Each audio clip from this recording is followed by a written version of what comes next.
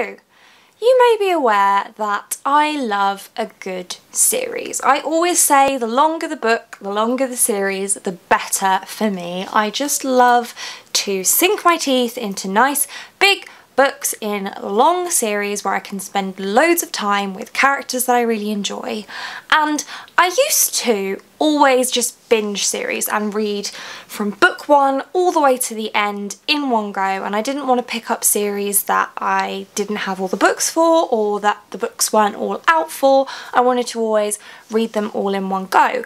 But as my TBR has grown, I don't mind splitting up a series anymore because it means that I can return to characters in the future, and then I like to reread over and over again.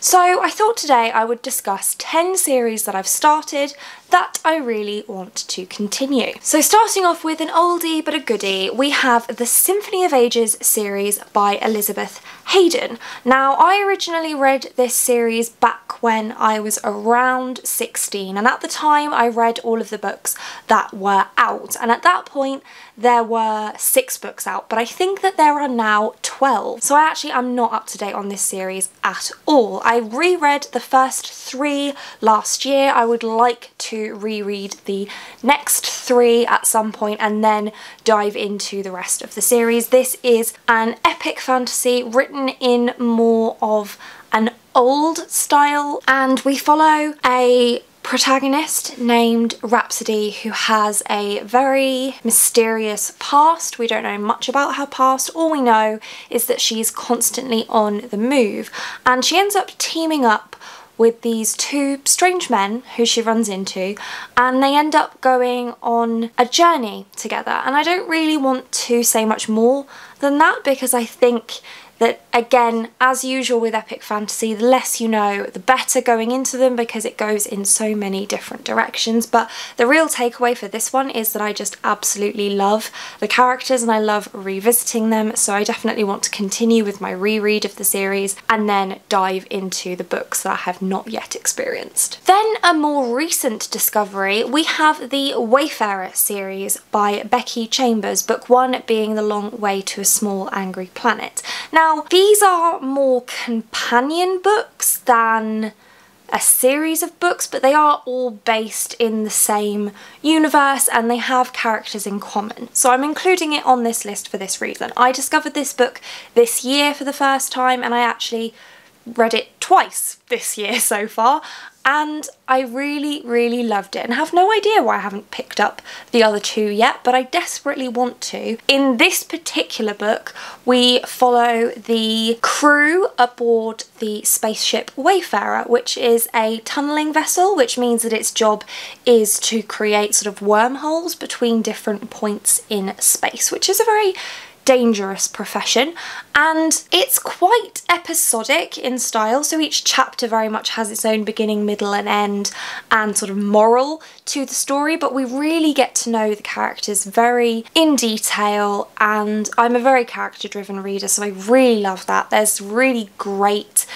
LGBTQIA+ rep and diversity just in general, and I really loved the simplistic but emotional writing style that was used in this one, so I desperately want to read the rest of the books in the Wayfarer series, companion novels, whichever, whatever, I want to read them. Taking it back again now to something from my past, as you may be aware by now because I do talk about them quite a lot, I really enjoyed the original Mediator series when I was a young teenager, maybe around 13, and I discovered recently that there's an updating book. This is Remembrance. It takes place after our main character Suze has graduated from both high school and college, and we see what her life looks like now that she's an adult, and I love that. The original series follows Suze, who is a mediator, which means that she can see and speak to ghosts, and it's her job to help them move on, and she doesn't necessarily do that in the most diplomatic of ways all the time, and she also sort of kind of falls in love with the ghost that's living in her bedroom. So it's great, and I really want to see what happens to Suze when she's now my age, which I just love that, and I cannot wait to pick this one up. I recently got hold of it. It was actually in my bookish advent calendar, so I will be getting to this one ASAP. Next up, we have the Red Queen series by Victoria Aveyard, which I originally picked up shortly after this first book had come out, which was in 2015, so 4 years ago. And I read the first book and really loved it. I'm going to put this down because it's really throwing off the white balance, and I really enjoyed it, but it was the only book out at the time, and then I just got distracted with other things and I didn't come back to it, and then I finally came back to it at the beginning of this year. I reread this one, and then I read the sequel, which is Glass Sword, but I still need to finish the series and read King's Cage and Warstorm, and I really want to, because although book 2 wasn't great, I'm still invested enough that I want to know what happens to these characters. So I really just need to get on with it and read this series. It's young adult fantasy, it's incredibly tropey, but that doesn't really bother me. It follows a character who is from the equivalent of the slums, who ends up, by circumstances that I won't go into, thrown into the high society, and discovers that she has powers she didn't know about and is dealing with politics. You know, like I said, very tropey, but I enjoy tropes for a reason, and I want to find out what's going to happen. Then, a much darker entry, we have the Broken Earth trilogy by N.K. Jemisin. This is the first book, the 5th season, which I read earlier this year, and it is incredibly dark. Trigger warnings for just about everything you can imagine. I honestly can't think of any trigger warnings that aren't present in this one. If you plan on picking it up, please check the trigger warnings first, because honestly, it's incredibly dark. Probably the darkest book I have ever read. And I do like dark books, but this was very full on. And I feel like it's the kind of book that you need to be in a specific mood for, and that's why I haven't picked up the next books in the series yet. I do want to. I am interested to find out what's going to happen. This book ended with a big reveal, so I definitely want to know what's going to happen next. But again, it's also written in quite a dense writing style, so for me it's less the darkness that keeps me away and more the very dense writing style that I will definitely need to be in the mood for before I pick up the next one. Then another one that I'm not going to be able to hold up for long because it will throw off my white balance, the Throne of Glass series by Sarah J. Maas. I've read book 1. Again, incredibly tropey. Lots of people don't like this series because they find the protagonist very annoying. Selena is a little bit on the vapid side, I will admit, but I don't mind it. Like I said, I really don't mind tropes. I find them endearing in a way. It's just fun, and I am not a particularly critical reader anyway, so that's fine with me. Throne of Glass follows Selena, who has been in prison because she is a very renowned assassin, and she's then offered an opportunity to be released from prison to engage in a competition, which, if you know anything about me, you know I love a competition trope. Love. Enter a competition to become the king's personal assassin, I suppose, which, you know, is right up her street because she's already an assassin anyway. She just has to go up against a load of other really infamous assassins. What could go wrong? There's also a mystery going on in the background. I had a good time reading it. I really enjoyed it. Yes, Selena is a little bit vapid. Didn't really bother me that much. I just found it a fun time, and I want to carry on with the series. I have heard that lots of people like the first couple, and then from there it starts to peter off.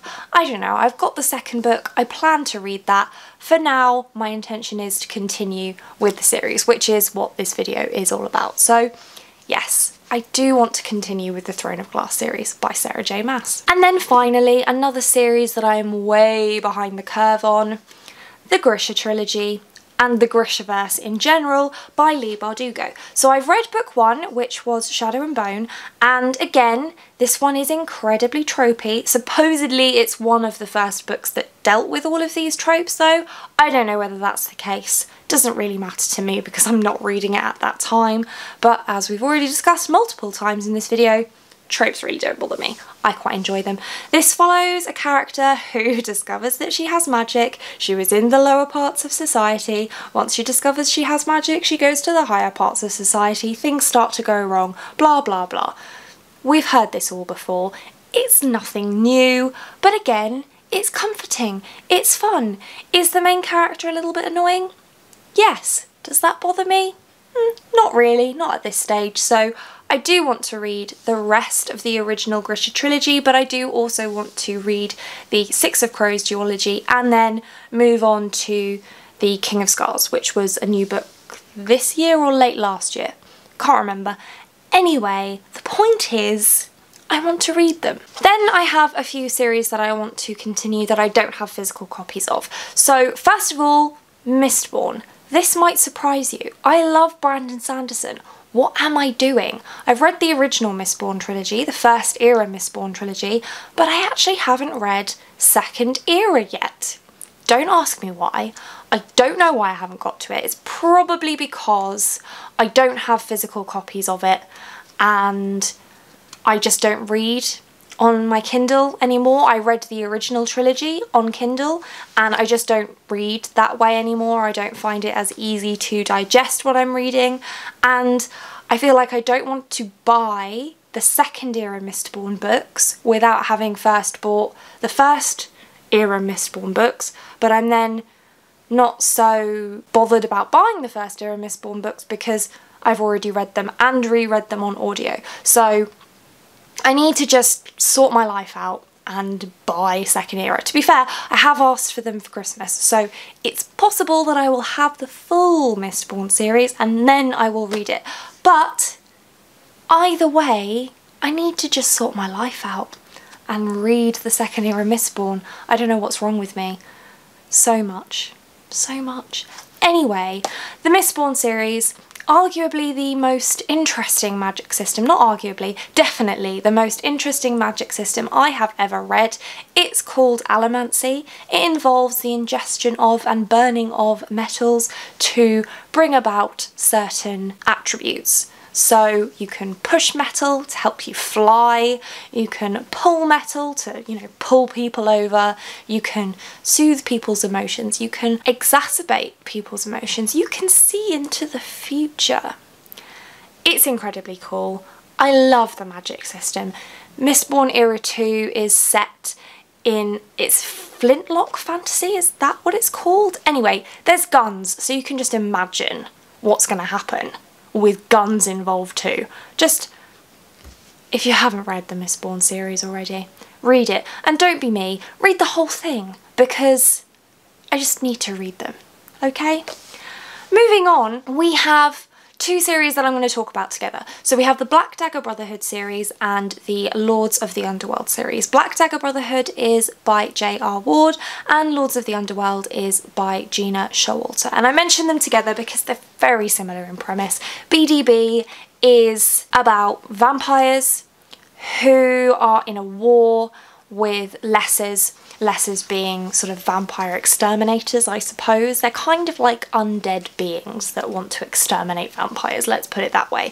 And we follow the members of the Black Dagger Brotherhood who are the protectors of the vampire race, and each book follows a different brother and their love story. And then Lords of the Underworld follows the former guards of Zeus who weren't very happy when Pandora's box was entrusted to Pandora, so they proceeded to try to steal it from her and released the contents of Pandora's box, and so in punishment Zeus possessed each of them with one of the demons from the box, and they're now living on Earth and searching for Pandora's box.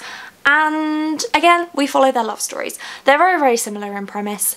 Don't worry about that though, because Gina and JR are very close friends, and so it's just a thing. But these are huge series. I think each series is around 15 or 16 books now, and I've read about 12-ish in each, and then I just fell behind. So mostly I fell behind because every time a new book came out I just wanted to reread the whole series again, which is unreasonable. So I need to just let that go and read the next books as they come out, and I've got quite a few to catch up on, and I desperately want to return to these worlds because I love the brothers and I love the lords and I want to spend more time with them, plus it's hot, so yeah, need to get back on that.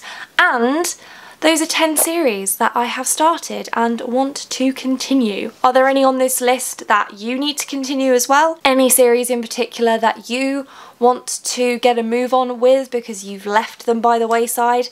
Let me know, but that's it for this one. Thank you so much for watching. If you like this video and want to see more like this from me, then do think about hitting that subscribe button, and I hope to see you here again soon. Thanks, bye!